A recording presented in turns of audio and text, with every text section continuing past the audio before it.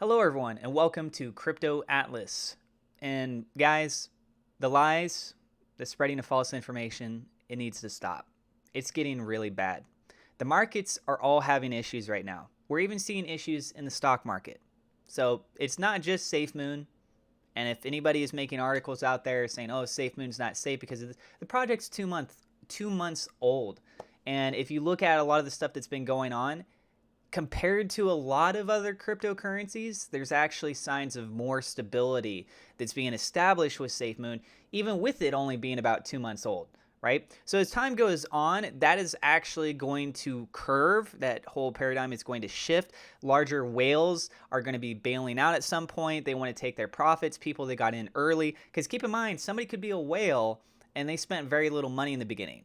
Doesn't mean that because they have a ton of money that they know what they're doing, they know how to handle their money, they're following the project. They might just be like, hey, this is enough money right now for XYZ in my life, and I'm going to go ahead and take everything. So when they do that, cuts down the total supply, adds to that burn wallet, right? And then the reflections go out to the rest of the holders. So the people that are willing to hold through all the storms, all the horrible parts, right? They're getting rewarded for that. When the price goes down, a lot of people get scared and they bail. That's just common human nature on things. But fortune favors the bold. Patience is a virtue.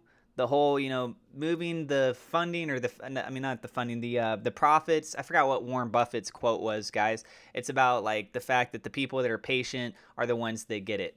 I'm sure a lot of you guys know what the quote is I'm referring to.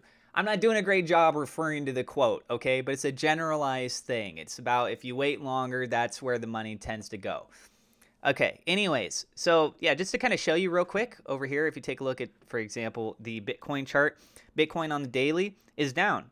So it's been progressively moving down. It's below its it's below the 21 EMA right here, which is a strong sign suggesting it's in a bear market, which, as you guys can clearly see, it's been doing that. So it's unfortunate, but we go through these cycles, as I was mentioning. So it started to recover a bit yesterday, and then we had a bit of a drop today. So it's nothing new as of recent. And that is, again, having an impact on everything else that's going on out there. I am on Twitter at CryptoAtlasYT. I would love it if you guys go check me out. My handle is right down below. I did post a response to this, and I do have an update in regards to this. So I haven't refreshed my page on this, and it's lucky that I didn't, so that we can actually address this. Ledger is a very reputable company in regards to the cryptocurrency space. Very reputable. A lot of people use them. A lot of people look to them for positive reflections on news and information, okay? So they posted an article that said there are tons of legit crypto projects out there, but also tons of scam coins. It's important to be wary of them. We break down what to look out for and how to do your research. And they included a link. They have since deleted this tweet. So this tweet is no longer in existence. My response was, what a poorly educated tweet by what is supposed to be a highly respectable company. Beyond disappointed. The biggest concerns people have had about SafeMoon, I've already addressed and provided answers, which if you guys want to go and check out that video, I will have a link in the description, and I will provide a link in the comments down below to it. I put a lot of work into this, a ton of work and research. And I addressed everything that was the main FUD things that I could think of. This is stuff going from the 10% fee, people having issues with that, the frequently asked questions, are the fees considered to be a bad thing, who the ambassador of Gambia is he even legitimate, has it been audited, is it a pyramid scheme or Ponzi scheme? I talk about all this, and I provide validated empirical data to help back up my answers to all these questions. And the problem is, you got a lot of people that are out there that are just doing this, and they just say, oh, it's a scam coin. Well, why do you think it's a scam coin? Oh, just look at it.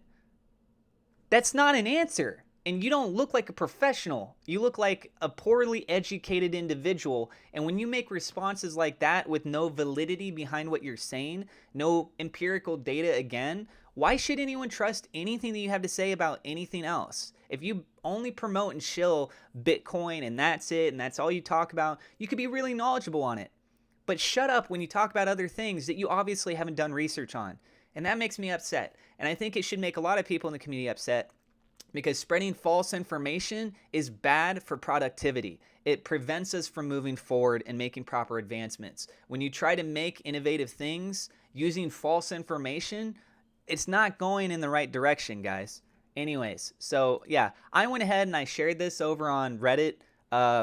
If you guys use Reddit and you want to help get more attention on it, I know it's not great to self-promote on things, and I try to shy away from that a lot. I post my stuff on Twitter. That's basically it, right? But I thought this is important enough. I posted that video a couple days ago, and I tried to include everything in it to make it really seamless and easy to understand, and to use the different timestamps so people could figure out where they need to go. So if you see people that are spreading false information and making accusations and stuff, and they're like, well, where's your proof for this stuff? That's one of the reasons why I made this video. So you can save a lot of time and just point them to the video and tell them, even in the timestamps, like, go to this area, this is where he talks about it. So yeah, I shared this over on the subreddit. I don't know how many upvotes it's got now. I said 19 earlier. Oh, cool, we're up to 28. So yeah, if you guys want to upvote it, get more attention on it, you want to share the video itself and stuff, that'd be absolutely amazing. And yeah, let's go ahead and move on to everything else that's going on, guys. But as I mentioned, this tweet has been deleted, as you guys can see, so it doesn't exist anymore.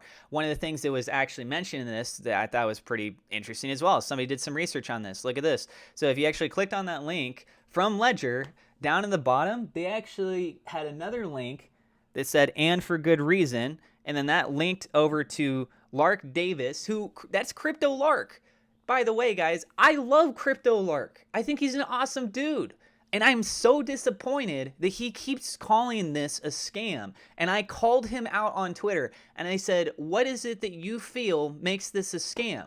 And he had no response to me. And I had another response where I said, I already broke down the answers on all this of why it's not a scam, and I'd be more than happy to elaborate on it with you. And all he just said was, thanks for the reply. Again, and you know what else is funny too? I had another person who on Twitter, it was a girl and a guy, I think they both work at the same company, and they keep crapping on SafeMoon, and they keep boasting about Bitcoin. And I love Bitcoin, and I support Bitcoin. I own Bitcoin, okay? And there's a lot of fundamental things that are great about Bitcoin. But these two individuals have crapped on it multiple times, and they tell the community, oh, in the responses, that's because you guys don't have any use case. You guys don't have any answers to the questions that we ask. That's why you keep just saying go do your own research. You obviously don't have any answers. I replied twice to the same people, giving them the information that they requested, and they did not reply to me.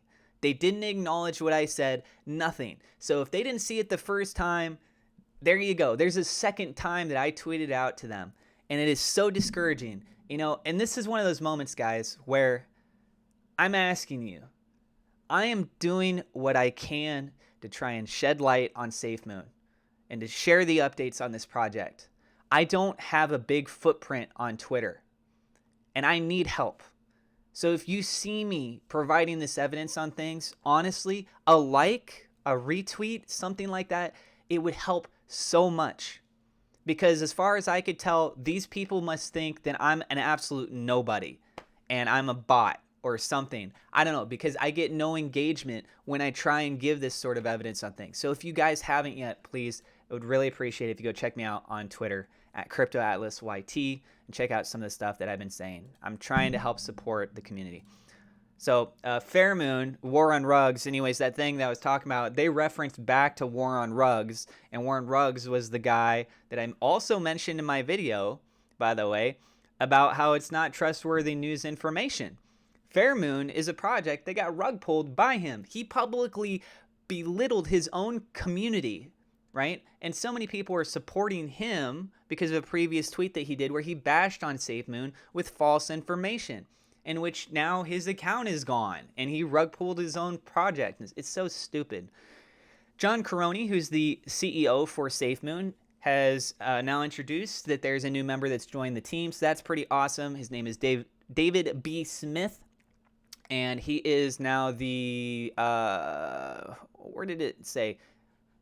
I forgot what it was, the position that he has. Anyways, so he's a new member on the team that's there. Message from the CEO.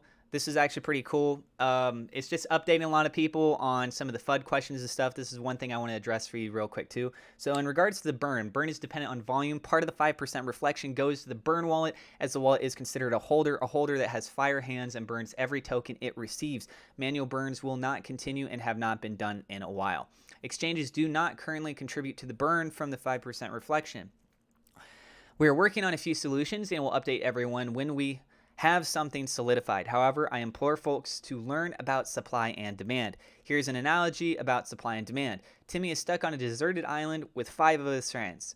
All they have are coconuts. There are 100 coconuts. Everyone on the island can eat happy for a while. One day there was a storm and 99 coconuts were blown away and out to sea. There's now 1 coconut for all 6 people on the island. The value of coconuts grew by exponentially overnight. The supply of coconuts went down and the demand of that 1 coconut went up. Timmy will do anything to get his hands on that coconut, right? So that's a great analogy. Another thing is that through Binance, they actually had identified for SafeMoon. Not the greatest reference in my opinion, but anyways, it's listed on Auto Liquidity Protocol. So you guys can see it over on the very, very far right-hand side there, right next to SafeMoon. There's SafeMoon and there's SafeMoon. And whatever this other one is, I can't read that. It's like FEG or something. The announcer for UFC, he actually did a little like shout out to SafeMoon, which I thought was pretty cool. And in regards to the burn update report as posted over on Reddit by Matthias Christensen03, you can see the full details on that. You can pause the video here if you'd like, but there's the details regarding that. I don't want the video to go on too much longer here, so I'm going to go ahead and start wrapping everything up with where we're at currently. These are the levels that I am looking at, guys. A drop down below, I think we have support at 39.25. A very significant drop would pull it all the way down to 26.10. That's where things really start to get a little bit scary, but there's actually a lot of positive things that take place because of the tokenomics with SafeMoon that help it out more in the long term. So in theory, even something like that is, in the short term, it sucks, but in the long term, it would be really good. So anyways, look at where we're at and just appreciate what we got going on. Then we got up above us, resistance at 49.13. Up above that is 51.19. Further up above that is going to be at 61.53. I would keep an eye on those levels, guys. And that's going to be it for this video. So I do have referral links to get some free cryptocurrencies using my referral links for Coinbase, Gemini, BlockFi.